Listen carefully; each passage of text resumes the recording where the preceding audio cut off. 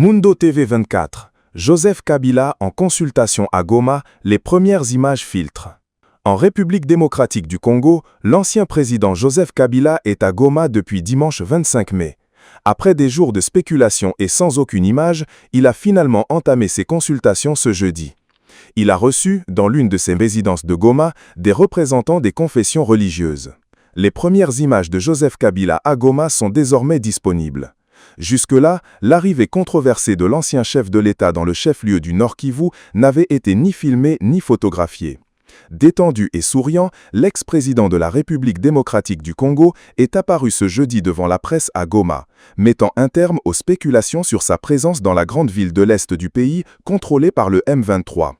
L'opposant déclaré de l'actuel président Félix Tshisekedi s'est présenté devant les journalistes sans faire de déclaration, en présence du porte-parole du groupe armé M23, Laurence Kanouka. Dans une de ses résidences où il recevait des responsables religieux locaux, Joseph Kabila a reçu devant les caméras les responsables locaux des confessions religieuses. Le pasteur Joël Amourani, président de la plateforme des confessions religieuses du Nord Kivu, qui a conduit la délégation, a déclaré « Nous, en tant que religieux, nous l'avions dit de jouer le rôle d'arbitre pour que la paix revienne, parce que pendant 18 ans, il a bâti un travail de titan. Il a tout fait pour pacifier ce pays, et ce même talent existe encore en lui pour qu'il s'implique afin que la paix puisse revenir.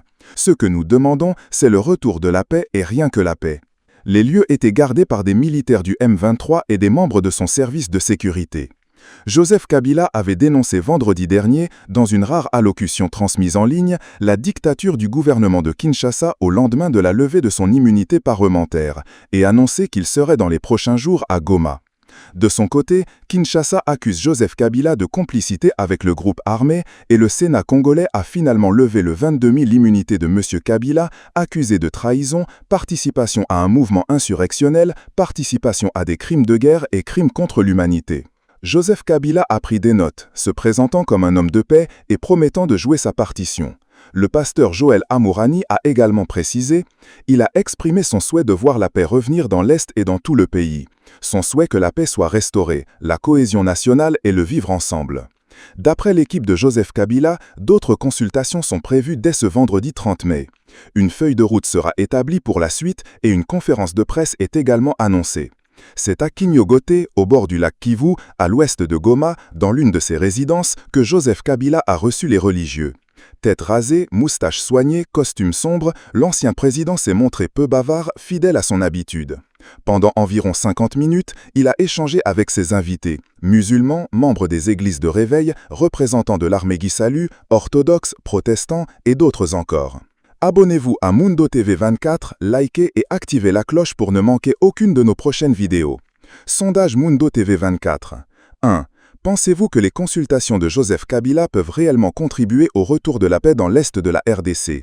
Oui, non, je ne sais pas. 2. Comment percevez-vous la présence de Joseph Kabila à Goma compte tenu des accusations portées contre lui? Positivement, comme une initiative de paix, négativement, comme une provocation, neutre, il est important de voir les développements. 3. Selon vous, quel rôle Joseph Kabila devrait-il jouer dans la résolution de la crise en RDC?